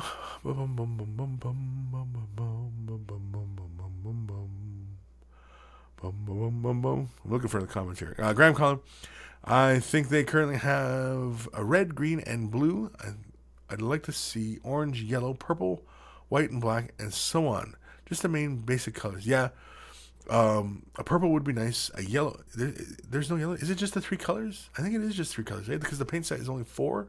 It's the silver plus the 3 colors. Yeah, so there should be a yellow in there, right? Yeah. You talk about missed opportunities, I guess, right? But anyway.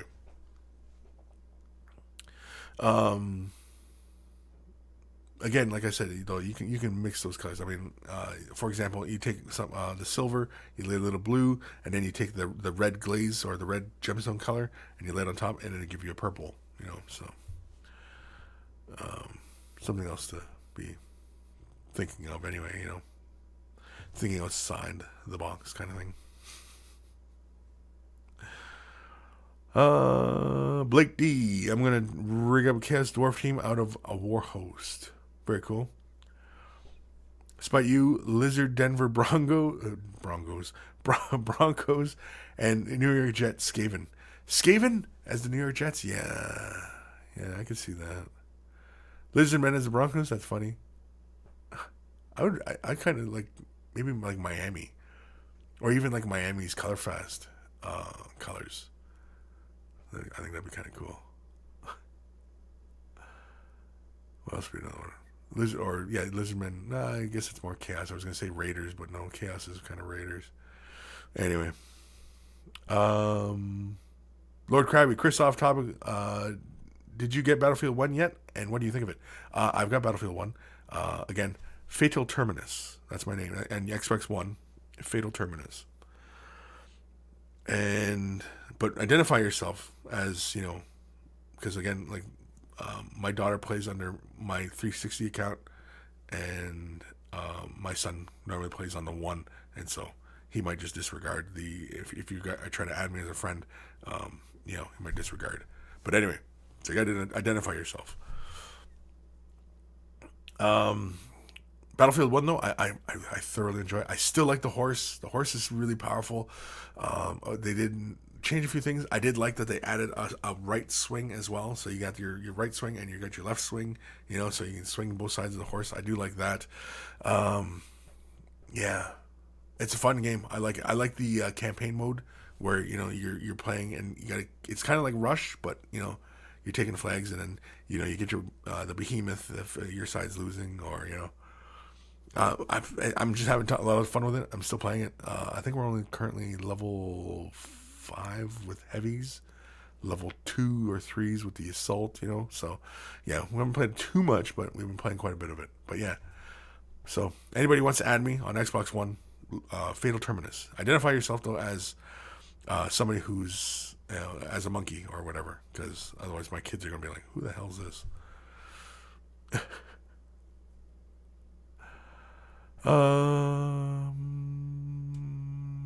Where are we? Despite you, 49ers for elves. 49ers, yeah. Yeah, I can see that. Dimitri Apidin, I tried out Scale 75 in Intensity. Sounds like it fits one of those Rose GW tints. I had a lot of fun playing with the Scale inks. They help a lot with boosting colors. Now, I've not tried them. Again, I haven't really played with a whole lot of the Scale 75 paints. I would love to, to play with, the full line. Maybe that'll be a Christmas gift to myself. Maybe I'll pick up Scale 75. But either way, yeah.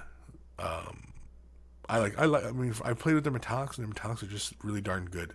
And so, I mean, that's really a hard, one of the hard colors, or hard ones, to kind of, get right and, flow right and everything like that, cover right.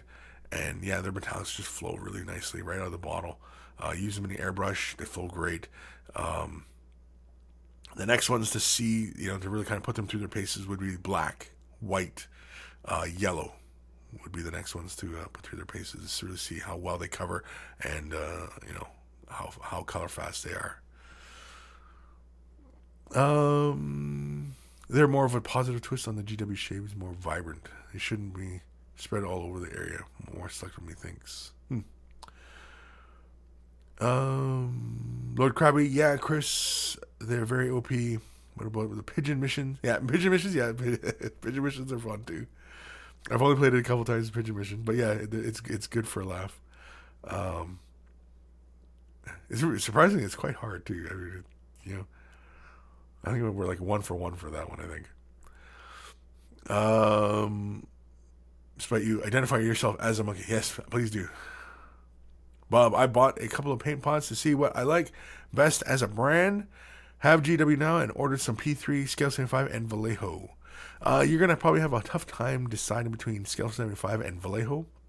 P3 is really, really good. It flows like GW, but a little bit thinner. It's a little bit thinner body, but it flows and covers really, really nice. P3 is pretty much old Citadel colors, and they flow really, really well.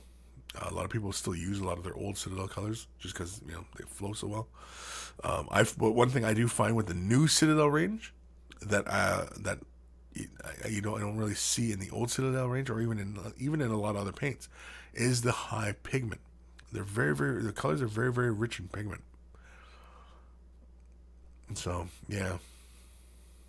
That's one thing you really don't see a lot of. Wrong mouse. Where am I? Graham Collin, yeah, I use a lot of the old GW inks. Oh, excuse me. To thin the old paints back when they used to actually use inks. Used to make colors richer too. Yeah, exact same thing. Used to use black ink to thin my black. Just so that the black stayed nice and rich. But yeah, same thing, man. It's an older technique. But then again, I guess Graham, you would be old school too, wouldn't you? No, it's not an old man joke or anything. Well, kind of is, but not. Dr. Xantu, sadly, I must depart early. Got to get some sleeps so I can get up early. Good night, monkeys and Monkey Lord. Good night, Dr. Xantos. Marco Farias. Wow, that is a sharp-looking shirt, Kris. Thank you. I'm really not one for flashy dress wear. I'm more of a t-shirt kind of guy. I'm more of a kind of a work shirt kind of guy. Just, button up, kind of straight, kind of even keel. When I was younger, though, oh yeah, nothing but flash. Graham Collin, GW paints are decent enough, but their pots are crap and they tend to dry and quickly, and they also like to change the range every 20 minutes. Yes, that I can agree with. Spite you, well, GW doesn't actually make the paints, right? No, as far as I know, no, it's opted out to another company, and then they just slap the labels on and create the bottles and all that gibbly-gook. Data Wargaming, Kris, can you go and tell Matt or whoever is in arg of the website or in charge of the website to add vault membership prices in different currencies, please? Different currencies, yeah. Yeah. I'm sure that's probably something Matt has considered. And if I think hard enough, I think he might have. That's probably on his list. But I'll mention it again. I'll say, hey, monkeys say different currencies. Yeah, I think there was something about currencies. But anyway, yeah. Graham Collin, yes, I'm old.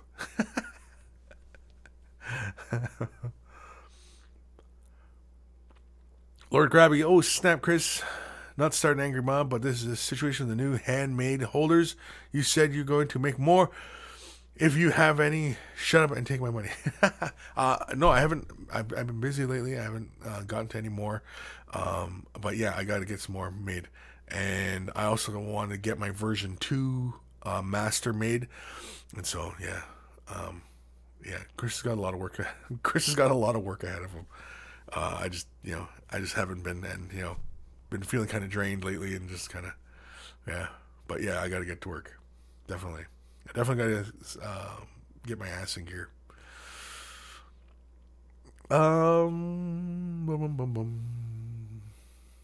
Yeah. Anyway. Oh, Reaper. Yeah, Reaper's another paint line as well. Reaper's a good paint line, and Army Painter. Army Painter. Their acrylics pretty darn good as well. In fact, I think Army Painter probably is the best value for your dollar for paint. I believe they might be the best value. So you might want to check them out as well. Whoever was mentioning paint ranges.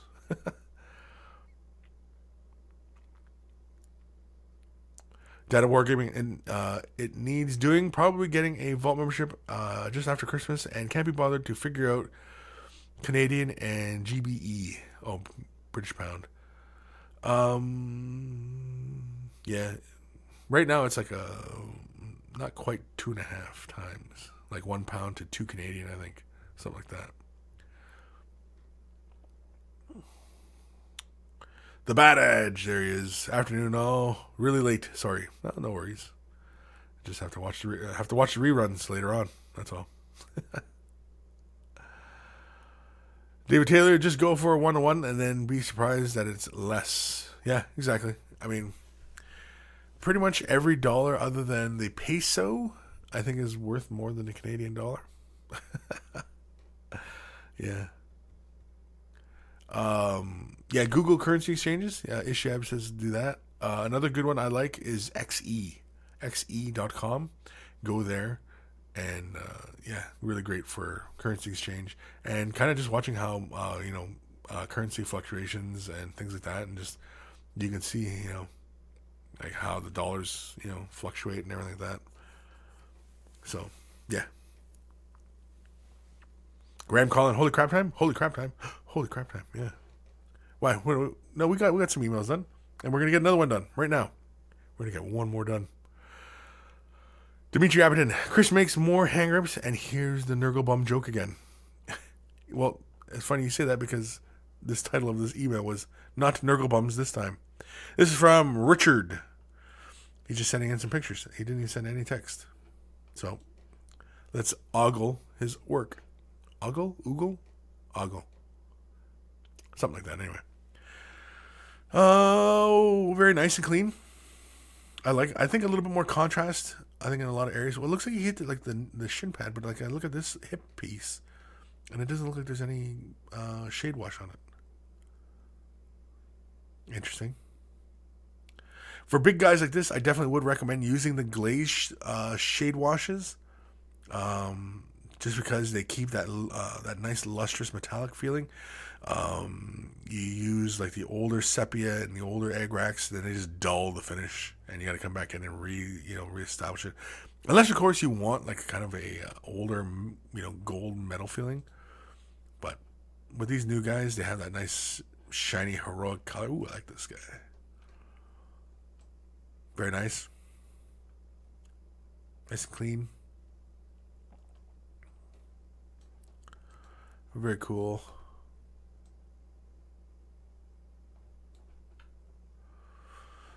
Mindful of when you're finishing, when you're getting near the end, because I suspect that this is near the end of his painting, and you kind of feel like, oh, I just want to get this guy done. I just want to get it done, and you start taking a little bit of shortcuts and stuff like that, and yeah, you got to be mindful of that. But I mean, I don't think you're painting these to a display standard. I think you're painting them to a tabletop standard. You just want to play with them, so very good.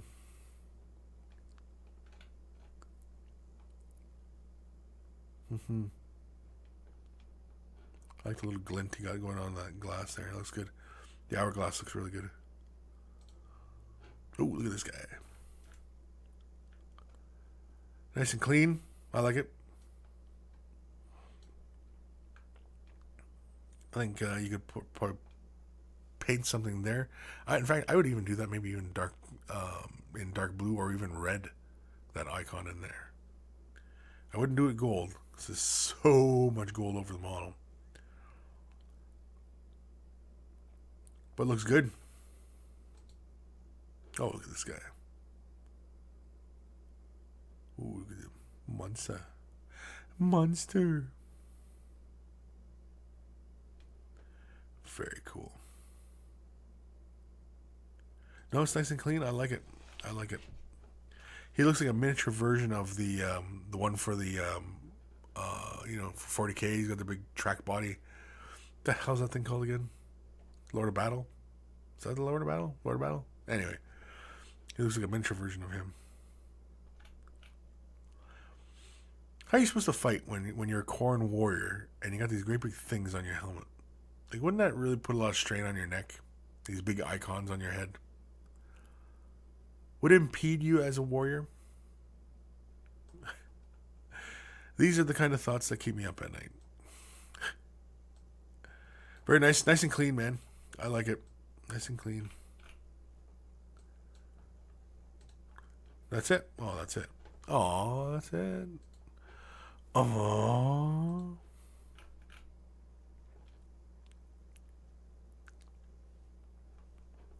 So, okay, where am I? Was him. Here we go.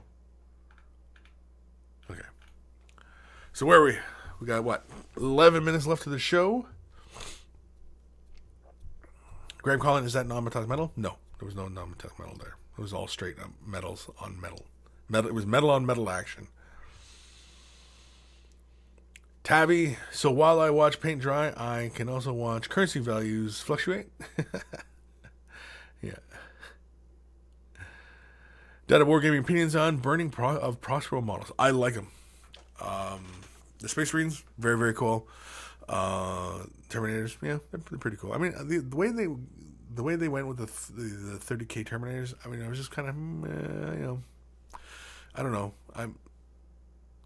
I for some reason, I would think that the old school Terminators would take on more.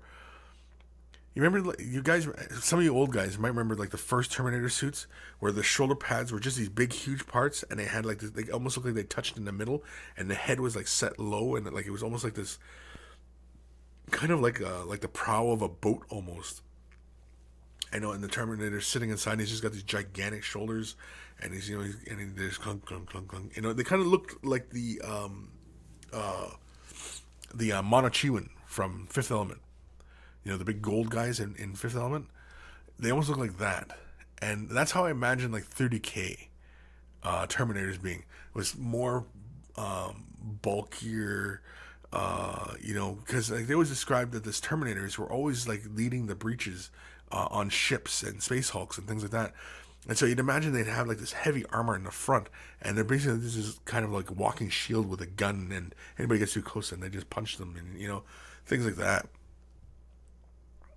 I didn't really quite imagine them slick-like, because again, the Space Marines don't have a very slick-like appearance, right? The Space Marines have a bulky kind of armor look to them, and the Terminators should reflect that as well. But the Terminators actually look more advanced. Same with like Contemptors, right? Contemptors to contemporary Dreadnoughts look a little bit more advanced, which would it does make sense, because I mean, like in the time of the Emperor, there is better technology, right? You see that in a lot more of the anti-grav kind of technology. But, I don't know, the Terminators just look a little too advanced, and I always imagine them kind of bulkier, Because, again, it's supposed to be tactical Dreadnought armor. So I imagine them to being a little bit bigger, and that they scale them down a bit for contemporary 40K Terminators, right? I don't know. That's just me. Again, like, they don't look like tactical Dreadnoughts, because a tactical Dreadnought would be like a Contemptor, but about half the size of a Contemptor. It's just, I don't know. That's just me, though.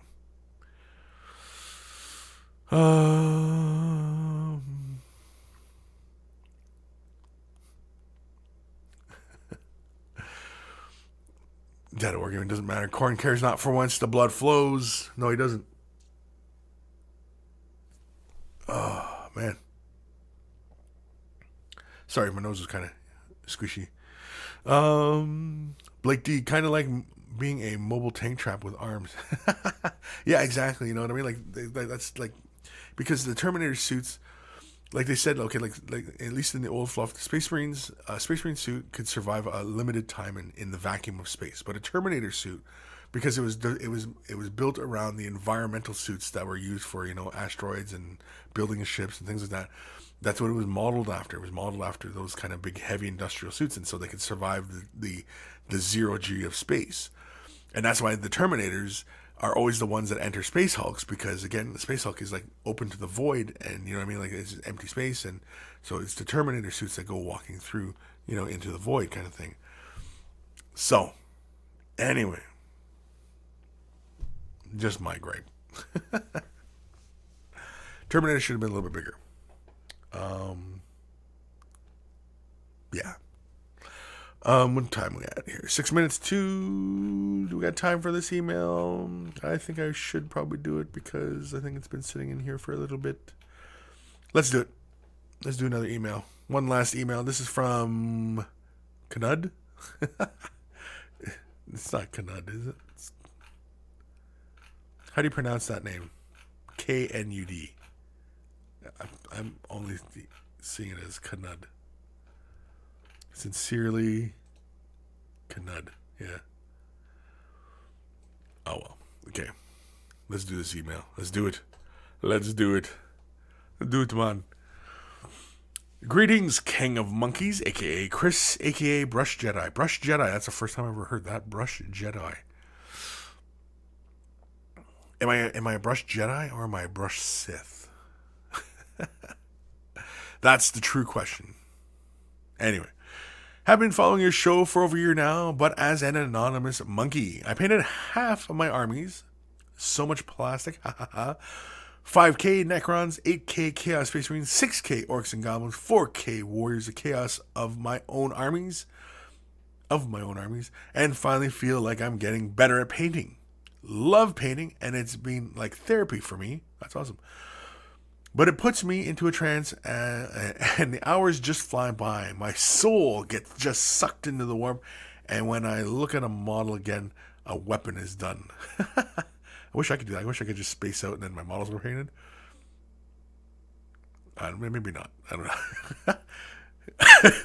Jeez, I lost my play stuff. Starting my own commission painting service so that my friends can get their armies done. Chaotic Colors. Facebook page is Facebook, and then just look up Chaotic Colors Painting. I'm not going to click the link here because, again, I just don't want to click it and then send everything into a muck. But anyway, for anybody out there, Chaotic Colors is his Facebook page. Chaotic Colors Painting, sorry. Chaotic Colors Painting. Feel free to check him out. Any face. I know how you hate long emails, so let's get to it. Karn the Betrayer. This is one of my first paint jobs. If not the best, I'm pretty happy with him. However, I feel like the skulls in the horns on the helmet is a bit boring, and I'm thinking about giving him an orange highlight or doing them as regular white skulls. So let's have a look at Karn. Yeah, boy. And so, I like it. Looks good. It's clean. Like a little bit of OSL you got going on in the eyeballs. The skulls in the thing going a little bit orange. Sure, you could go a little bit. You could just define them a little bit more, yeah. Just with a little bit of orange. I wouldn't go white. No, I wouldn't go. I definitely wouldn't go white. I would go with the orange. And then maybe with like a little bit of a skull highlight, maybe. But otherwise, no, I wouldn't. I'd stay within the realms of red because it looks darn cool. Is that like blood on the helmet? That's cool. Oh yeah, he's got little bits of blood on him, eh? Yeah, he's got little bits of blood. Little bit of blood. I like it. I like the glow in the eyes. I like that nice subtle OSL in there. I'm not really one for OSL, but when I do see it and I see good examples of it, I do like it. Same with here in the eyes here too. I like it too. Looks good. Yeah, the base is not done. He's just standing on green stuff right now. Or sticky tack looks like. Let's have a look here. Other angle. Oh, he's way bloody on this side here. Oh yeah, well, you even got the gun glowing too. Nice. I like that you've taken the time to actually do those little details. A lot of people don't. At least not, if they're gonna do it like to,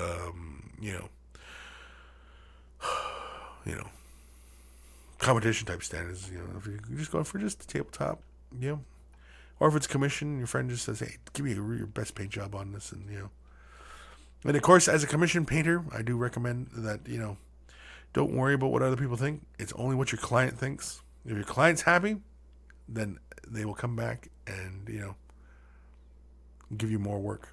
If that's truly what you want to do. We want to keep painting. Nice and clean work. I like. Choice of colors. I like. Old Karn versus new Karn. I know. Like, there's no comparison, really. The new Karn is just so much more dynamic, so much more details, and he looks so much bigger. Yeah. I take it this is like your old paint job versus your new paint job. I think that's what we're looking at here. Typhus. I like it. I think the armor could use just a little bit more highlight. Because like the little nurgling here gets lost, right? In the same colors. Whereas if the armor went a little bit brighter, or just a little paler or something like that, just to get a little bit more different colors going on, create some separation.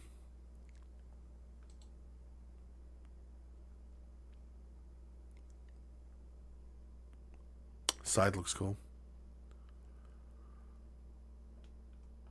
I like the rust you have like on the armor. I mean, you could have it that rusty here as well, especially near the base. I wouldn't do it near the blade. I like the blade so that it looks like, it's worn away and, he's been hacking away at people really good. Well, I guess it is about the same level of rustiness, I guess. My mistake.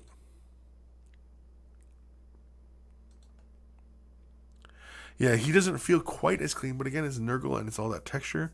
But I think it is fairly clean. I'd like to see just a little bit more definition, a little bit brighter of a highlight on the edges of the armor. Just create a little bit more separation and such from that. But otherwise, thank you. Nud? Knud? Oh, Nud? Nude? Node? I don't know how to say the name. I'm saying it wrong probably 100 times there, and he's probably like, Kris, you freaking moron. What are you talking about? Yeah. Definitely though. Check out Chaotic Colors Painting on his Facebook page. And of course, good luck getting into commission painting. I wish you all the luck in the world, because it is a tough gig to get into, and make sure that you charge what your time is worth. Again, I say it to every kind of commission painter out there, because so many commission painters don't do it. They don't charge what their time is worth, and it sets unrealistic goals for people who are buying commission work. So anyway, Graham Collin, I call him Karen. Oh, Karen.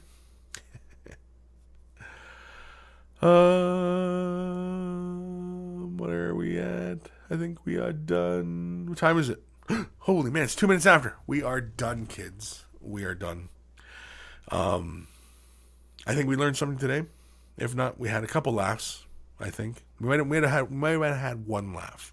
We might have had one laugh, maybe two. Questions, comments, you want to show off what you're working on, you want some help figuring out a color scheme, anything like that, send it to Kris@miniwargaming.com. It's in the description below. Just click the link in the description below and you'll find my email there. Facebook page, Way the Brush, or if you type in waythebrush.com, it'll also take you to the Facebook page as well. Again, in the description below.